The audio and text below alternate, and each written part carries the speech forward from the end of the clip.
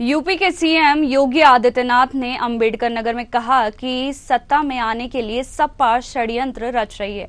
जाति के नाम पर लोगों को बांटने की कोशिश हो रही है। सीएम बोले कि सपा सरकार में जो जितना बड़ा गुंडा होता है उसको उतना बड़ा औहदा मिलता है। बता दें, सीएम योगी आदित्यनाथ ने हीडी पकड़िया में 12 अरब 31 करोड़ रुपए से जुड़ी परियोजनाओं के लोकार्पण और शिलान्यास किया। इस दौरान उन्होंने कहा, बीजेपी सरकार विकास, सुरक्षा और खुशहाली ला रही है, जबकि सपा और कांग्रेस को सिर्फ माफियाओं की फिक्र रहती है। सपा के राज में माफियाओं की जिले में समांतर सरकार चलती है। पहले माफिया तैवान नहीं होने देते थे, अब माफियाओं की छुट्टी हो गई है। क्या उत्तर प्रदेश के अंदर होता था 2017 के पहले? यही उत्तर प्रदेश है जहां पर हर जिले में समाजवादी पार्टी और कांग्रेस के नेतृत्व में पलने वाले माफियाओं की समानांतर सरकारें चलती थी। ये अंबेडकर नगर में भी चलती थी।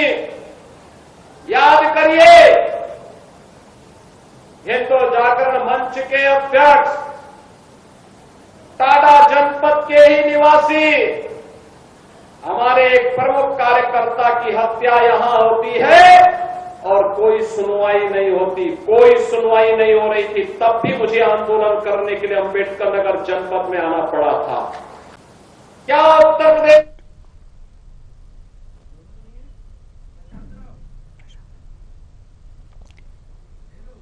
वहीं इस खबर पर ज्यादा जानकारी के लिए लखनऊ से ब्यूरो हेड प्रशांत राव जुड़ गए।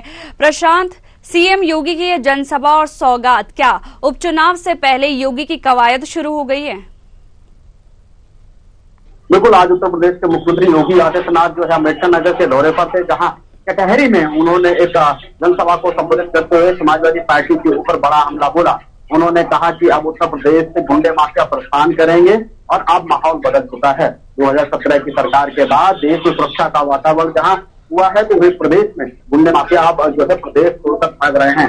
2017 से पहले यहाँ क्या हुआ करता था, ये सभी को मालूम है। माफियाओं की समानांतर सरकारें यहाँ चला करती थी। पहले गरीब लोगों की आवाज जो है सरकार दबा देती थी, गरीबों पर अत्याचार और शोषण हुआ करते थे। लेकिन 2017 की सरकार के बाद यहाँ पर गरीबों को जो है न्याय की आस मिली है और उत्तर प्रदेश में कानून व्यवस्था कायम हुई है। इससे पहले समाजवादी पार्टी के गुंडों की यहाँ मौज हुआ करती थी और ये मौज करने वाली फौज घूम घूम कर लोगों से वसूली और इसके साथ ही अत्याचार किया करते थे। खासकर महिला सुरक्षा की बात की जाए तो महिला सुरक्षा को लेकर समाजवादी पार्टी के लोग हमेशा जो है यहाँ एक तरीके से जो है चैलेंज बने रहते थे, लेकिन सरकार ऐसे माफियाओं के सामने नतमस्तक थी। लेकिन अब उत्तर प्रदेश में यहाँ कानून का राज है।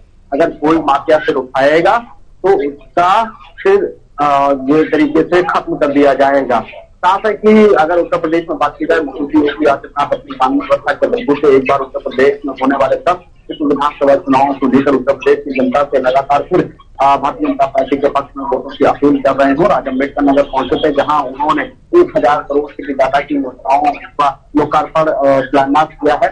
इस दौरान उन्होंने कटहरी, जो कि अभी हाल में ही वहां से जो विधायक लालजी वर्मा समाजवादी पार्टी से सांसद चुने गए, ऐसे में ये कटहरी विधानसभा सीट खाली हो गई और यहाँ उपचुनाव प्रस्तावित है। तो ऐसे में इस जगह पर भारतीय जनता पार्टी अपनी जो है सल्तनत कायम करना चाहती है, क्योंकि लगातार लंबे समय तक यहाँ पर लालजी वर्मा विधायक चुने जाते रहे। पहले बहुजन समाज पार्टी, तो उसके बाद समाजवादी पार्टी में शामिल हो गए हैं। तो अब ये सीट जो है समाजवादी पार्टी के पास उसे भारतीय जनता पार्टी चुनना चाहती है। इसको लेकर जो है मुख्यमंत्री योगी आदित्यनाथ का आज वहां पर जो है विशेष कार्यक्रम भारतीय जनता पार्टी की तरफ से लगाया गया था, जहां सरकार की योजनाओं का शिलान्यास और लोकार्पण उन्होंने किया है और क्षेत्र की जनता को नया मैसेज देने का भी काम किया है।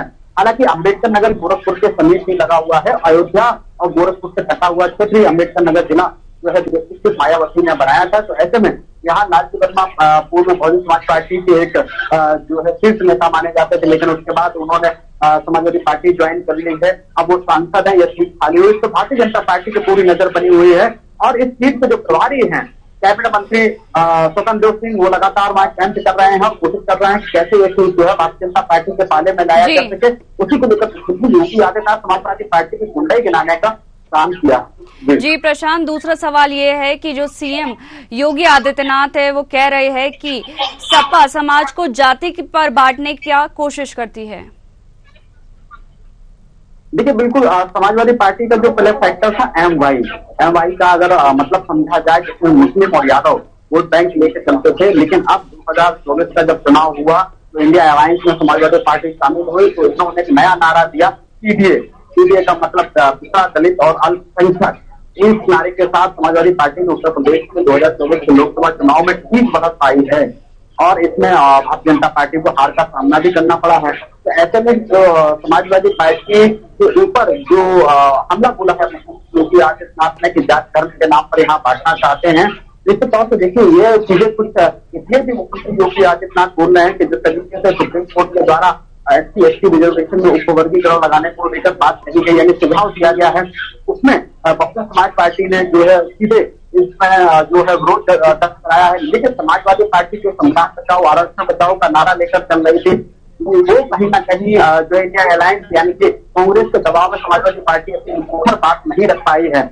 इसके साथ ही जहां अभी हाल में ही कुछ मसले हुए हैं जिसमें समाजवादी पार्टी के जो कार्यकर्ता या पदाधिकारी यौन शोषण में या फिर महिला अत्याचार के मामले में फंसे हैं, उसमें खासकर अगर देखा जाए तो वहां पर अति पिछड़ा या फिर अनुसूचित जाति की जो युवतियां या महिलाओं के साथ इस तरीके की वारदात हुई, इसको लेकर जो है मुख्यमंत्री योगी आदित्यनाथ ने बड़ा हमला बोला है कि समाजवादी पार्टी लोगों को यहाँ जाति धर्म के नाम पर बांटना चाहती है। इसका एक मकसद ये भी है कि समाजवादी पार्टी के मुखिया समय समय पर धर्म को लेकर भी कुछ न कुछ ऐसी टिप्पणियां करते हैं जिसमें उन्होंने अपने आप को शूद्र बताया और कई बार पत्रकारों के सवालों के जवाब में उन्होंने कहा मैं तो शूद्र हूँ और मेरे साथ जिस तरीके से भारतीय जनता पार्टी के लोगों ने बर्ताव किया है कि मुख्यमंत्री पद मेरा हटने के बाद यानी कि चुनाव हारने के बाद जब हमने मुख्यमंत्री आवास छोड़ा तो उसके बाद मेरे आवास को गंगा जल से और दूध से धोया गया। तो इन अपमानों को लेकर समाजवादी पार्टी के मुखिया ने जो बयान दिए उसके बाद एक लखनऊ के हवन एक कार्यक्रम में गए थे जहां भारतीय जनता पार्टी के कार्यकर्ताओं ने उनका विरोध किया था।